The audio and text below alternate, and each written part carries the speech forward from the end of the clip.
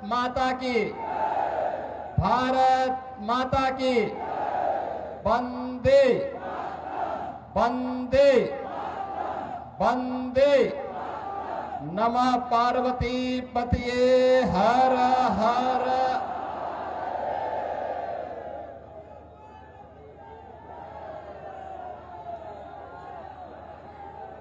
आज की इस चुनावी सभा में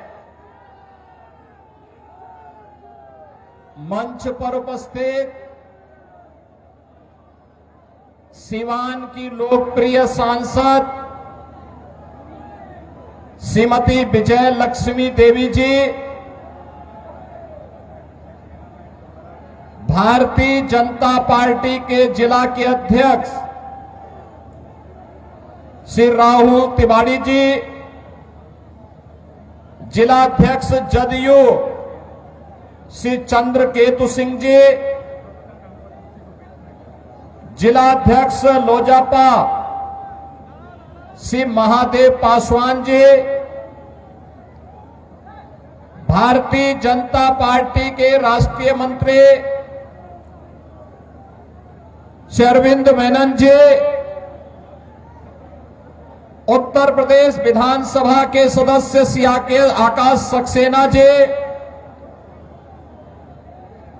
पूर्व सांसद श्री ओम प्रकाश यादव जी, भारतीय जनता पार्टी के वरिष्ठ नेता श्री जितेंद्र स्वामी जी, पूर्व मंत्री श्री विक्रम कुंवर जी, विधान परिषद के पूर्व सदस्य श्री मनोज कुमार सिंह जी, पूर्व विधायक रमेश सिंह कुशवाहा जी, अजय सिंह जी, अनिता कुशवाहा जी, संगीता यादव जी और भारी संख्या में रघुनाथपुर और दरौली विधानसभा क्षेत्र से जुड़े हुए सभी मेरे उपस्थित बहनों और भाइयों, मैं सबसे पहले इस पावन धरा को कोटि कोटि नमन करते हुए आप सभी का मैं अभिनंदन करता हूं। बहनों और भाइयों, मैं जैसे इस धरती पर आया हूं, इंद्रदेव की बड़ी कृपा होने लग गई और बहुत ऐसे लग रहा है जैसे इंद्र भगवान भी पुष्पों की वर्षा करके सीवान जनपद की सभी सीटों को एनडीए को जिताने के लिए अपना आशीर्वाद बरसा रहे हैं। बहनों और भाइयों, जब मैं बिहार में आता हूं तो मुझे बिहार की गौरवशाली परंपरा का स्मरण हो आता है।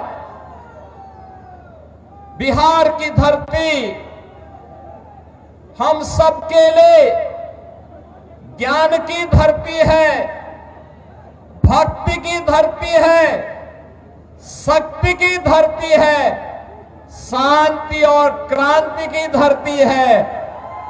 जिस धरती ने उत्तर प्रदेश की धरती से आने वाले महात्मा बुद्ध को ज्ञान प्रदान किया हो, जिस धरा ने भारत के गौरवशाली इतिहास में एक नया अध्याय जोड़ते हुए नालंदा विश्वविद्यालय दिया हो, जिस धरती ने महावीर भगवान महावीर जैन को जन्म दिया हो, जिस धरा ने चाणक्य दिया हो, जिस धरती ने डॉक्टर राजेंद्र प्रसाद, श्री जयप्रकाश नारायण, बाबू जगजीवन राम और कर्पूरी ठाकुर जैसी विभूतियों को जन्म दिया हो, वे कौन लोग थे? इस गौरवशाली धरा को के सामने, यहां के नौजवानों के सामने उन्होंने पहचान का संकट खड़ा किया। बहनों और भाइयों, ये चुनाव उन्हीं लोगों के खिलाफ एक लड़ाई है, वर्तमान पीढ़ी को बताने की एक लड़ाई कि पिछले 20 वर्ष में एनडीए की नीतीश कुमार जी के नेतृत्व की सरकार ने प्रधानमंत्री मोदी जी के मार्गदर्शन में जो उपलब्धियां हासिल की है, ये नया बिहार है, जो बिहार अपने गौरवशाली अतीत के लिए जाना जाता है। उसी गौरवशाली अतीत के साथ बिहार को, वर्तमान बिहार को जोड़ने की इस यात्रा जो 2005 के पहले धूमिल हो चुकी थी, पहचान के संकट के दौर से गुजर रही थी, उसी बिहार को पुनः उसकी प्रतिष्ठा दिलाने के लिए डबल इंजन की सरकार वर्तमान में कार्य कर रही है। बहनों और भाइयों, मुझे आश्चर्य हुआ जब मैं रघुनाथपुर में आया और रघुनाथपुर में आकर के मैंने देखा कि आरजेडी ने यहां से जो प्रत्याशी दिया है वो अपनी खानदानी आपराधिक पृष्ठभूमि के लिए इस पूरे क्षेत्र नहीं, देश और दुनिया में कुख्यात रहा है। नाम भी देखो ना, जैसा नाम वैसा काम, जैसा नाम वैसा काम। और बहनों और भाइयों, इसीलिए तो मैं कहता हूं, हमने यूपी के अंदर एक बात कही कि भाई देखो, अपराध और अपराधियों के प्रति जीरो टॉलरेंस, और जीरो टॉलरेंस के तहत आज आप देख रहे होंगे आरजेडी और उनके लोग आज भी अयोध्या में श्री राम जन्मभूमि पर भगवान राम के मंदिर का विरोध कर रहे हैं। सीतामढ़ी और उसके आसपास के क्षेत्र में मां जानकी के भव्य मंदिर के निर्माण और कॉरिडोर के विकास के लिए किए जाने वाले कार्य का विरोध कर रहे हैं। यह आरजेडी के लोगों को बताना चाहिए, अयोध्या में श्री राम जन्मभूमि पर भव्य राम मंदिर का निर्माण होने के पहले उत्तर प्रदेश की डबल इंजन की सरकार ने प्रधानमंत्री मोदी जी के नेतृत्व में अयोध्या में राजर्षि दशरथ जी के नाम पर मेडिकल कॉलेज का निर्माण पहले किया, महर्षि वाल्मीकि के नाम पर इंटरनेशनल एयरपोर्ट का निर्माण किया, और फिर 500 वर्षों के कलंक को मिटाते हुए भगवान राम के भव्य मंदिर के निर्माण का मार्ग भी प्रशस्त किया। बहनों और भाइयों, मैं पूछना चाहता हूं, आरजेडी ने राम मंदिर के रथ को रोकने का पाप किया था, आरजेडी ने पाप किया था। कांग्रेस कहती थी कि राम तो हुए ही नहीं, इनका पार्टनर समाजवादी पार्टी उत्तर प्रदेश में राम भक्तों पर गोलियां चलाती है, और ये लोग जब भी इन्हें अवसर मिला, एक ने बिहार के अंदर, एक ने उत्तर प्रदेश के अंदर, वहां के नौजवानों के सामने, वहां के नागरिकों के सामने पहचान का संकट खड़ा किया। लेकिन बहनों और भाइयों, डबल इंजन की एनडीए की सरकार अब पहचान के संकट के लिए मोहताज नहीं। हर बिहारी आज अपने गौरव के साथ सीना तान करके देश और दुनिया के अंदर जाता है, अपनी पहचान को प्रस्तुत करता है। अब बिहार में क्या नहीं है, अब बिहार में सब बात। अच्छी सड़कें हैं, और हम लोगों ने 6,100 करोड़ रुपए की लागत से अयोध्या धाम को सीधे सीतामढ़ी से जोड़ने के लिए राम जानकी मार्ग के निर्माण के काम को भी युद्ध स्तर पर आगे बढ़ाया है। आज बिहार में एयरपोर्ट है, मेडिकल कॉलेजेज हैं, इंजीनियरिंग कॉलेजेज हैं, और आज बिहार में पलायन नहीं, आज यहां पर प्रगति के नए नए प्रतिमान स्थापित करने की दिशा में बिहार आगे बढ़ा है। गरीब कल्याणकारी योजनाओं का लाभ गरीबों को मिल रहा है। अराजकता पैदा करने वालों के खिलाफ जीरो टॉलरेंस की नीति के तहत ये डबल इंजन की सरकार नीतीश जी के नेतृत्व में कार्य कर रही है। और बहनों और भाइयों, जो बाकी बच जाता है यूपी का बुलडोजर उसको पूरा कर लेता है। और मैं तो आप सबसे यही कहने के लिए आया हूं, एनडीए यहां पर सभी नेताओं ने प्रधानमंत्री मोदी जी के नेतृत्व में, उनके मार्गदर्शन में, नीतीश जी के नेतृत्व में, यहां पे हमारे जितने भी अन्य सहयोगी दल हैं, लोक जनशक्ति पार्टी है, जीतन राम मांझी जी की पार्टी हम हैं, इन सभी ने मिलकर के तय किया है कि बिहार को अब जंगल राज की ओर नहीं जाने देना है, बल्कि बिहार के अंदर कर्पूरी ठाकुर,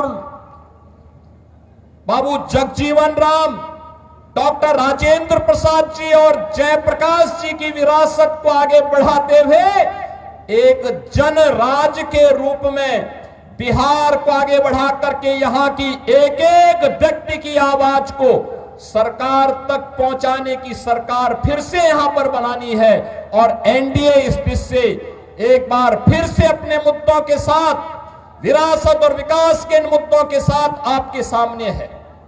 बहनों और भाइयों, सीवान में वह जंगल राज फिर से मत आने दीजिए। आपने देखा होगा कैसे चांद बाबू के पुत्र के ऊपर इसी सीवान में एसिड उड़ेलने का काम हुआ था। ये वही बिहार है। ये अपराधी फिर से जीवित न होने पाए। ये कांग्रेस को, आरजेडी और समाजवादी पार्टी जैसे दलों को शोभा दे सकता है कि वे किसी पेशेवर अपराधी और माफिया को गले लगा करके किसी बाबर और किसी औरंगजेब की मजार में जाकर के सजदा पड़े, लेकिन यहां किसी सच्चे भारतीय को शोभा नहीं देता है। ये नहीं देता है। हम लोग तो उसी मार्ग के पथिक हैं जो गर्व से इस बारे में बोलता है कि रामलला हम आएंगे, मंदिर वही बनाएंगे, और बना करके दिखा भी देते हैं। अब किसी को संदेह है अयोध्या में राम मंदिर के निर्माण में? किसी को संदेह है? लेकिन ये लोग प्रश्न उठाते थे, कहते थे कैसे होगा? हमने कहा अयोध्या को सुंदरतम नगरी के रूप में स्थापित करेंगे, और आज आप देख रहे होंगे अयोध्या सुंदरतम नगरी के रूप में स्थापित हो गई ना? कोई संदेह है क्या? कोई संदेह है क्या? और उत्तर प्रदेश में इन माफियाओं के ऊपर कार्रवाई कैसे होती है आपने देख लिया है ना? ये डबल इंजन की सरकार ही कर सकती है। एनडीए की डबल इंजन की सरकार ही ये करेगी। इनकी प्रॉपर्टी को भी जब्त कर दिया जाता है। गरीबों के लिए आवास बनाए जाते हैं, गरीबों के लिए भी आवास बनाए जाते हैं, और मैं स्वयं जाकर के उन गरीबों को वहां पर मकान की चाबी भी दे देता हूं।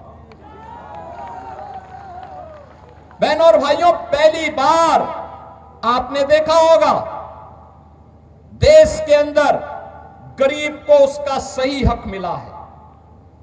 हर गरीब को राशन की सुविधा, हर गरीब के पास उज्ज्वला योजना का कनेक्शन, हर गरीब के पास शौचालय की व्यवस्था, हर गरीब के पास 5 लाख रुपए की आयुष्मान भारत की सुविधा।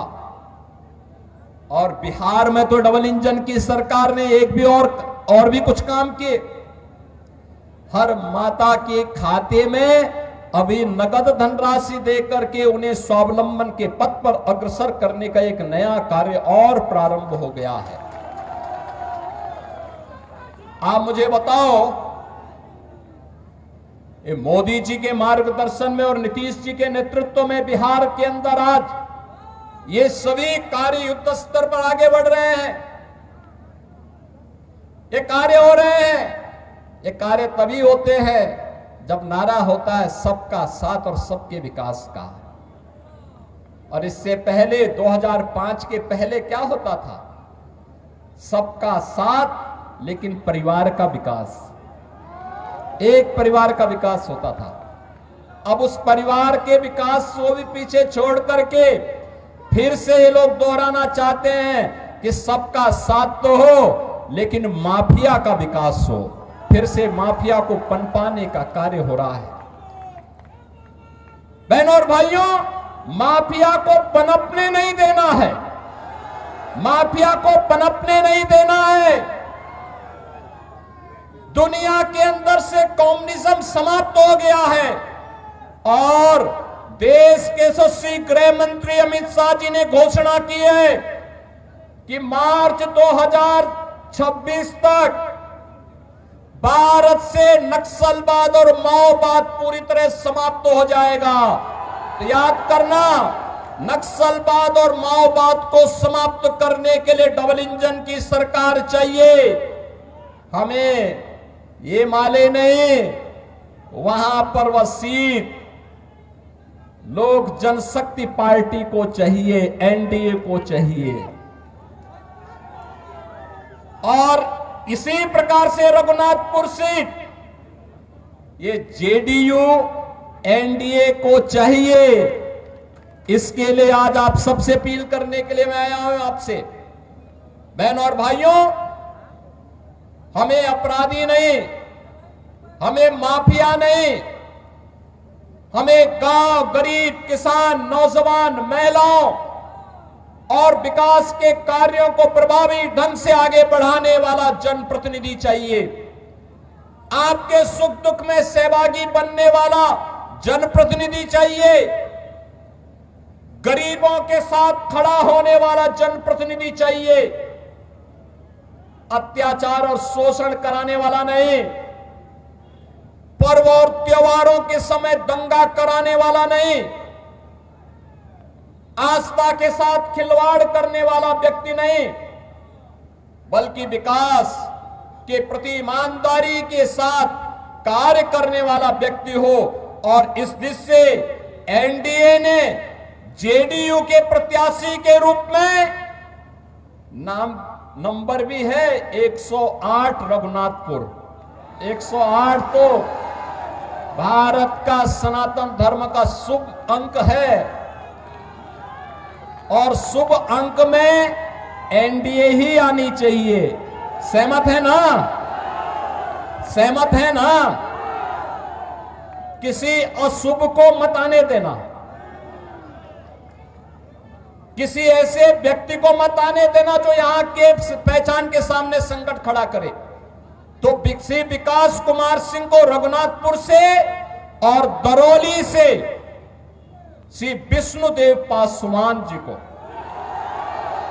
नाम भी विष्णुदेव पासवान, ये 2 प्रत्याशी एनडीए के हैं। विजयी बना के भेजेंगे, बना के भेजेंगे। ये पीछे लोग क्यों, यहां इतनी बड़ी संख्या में लोग खड़े हैं, सभी लोग पीछे देखो और पीछे देखो, इधर देखो, सभी लोग सहमत हैं? विजयी होकर के जाएंगे ना दोनों लोग? आप लोग घर घर जाएंगे, एक एक घर में जाकर के मेरी अपील को पहुंचाएंगे। विरासत और विकास के लिए, यहां के नौजवानों के रोजगार के लिए, अन्नदाता किसानों की खुशहाली के लिए, बहन और बेटी की सुरक्षा के लिए और व्यापारियों को एक उन्मुक्त वातावरण में व्यापार करने के लिए ऐसा वातावरण देने के लिए फिर से बिहार के अंदर एनडीए सरकार चाहिए। आप सभी सहमत हैं ना? होना चाहिए ना? नौजवानों को रोजगार मिलना चाहिए ना? किसानों को खुशहाली आनी चाहिए ना? बहन और बेटियों की सुरक्षा होनी चाहिए ना? ये काम केवल डबल इंजन की एनडीए सरकार ही करेगी और इसके लिए विकास कुमार सिंह को रघुनाथपुर से और दरौली से श्री विष्णुदेव पासवान को प्रत्याशी बना करके एनडीए ने आपके पास भेजा है। विजयी बना के भेजेंगे। सभी लोग मेरे साथ बोलेंगे फिर, भारत माता की, भारत माता की, भारत माता की जय श्री राम, जय जय श्री राम, जय जय श्री राम।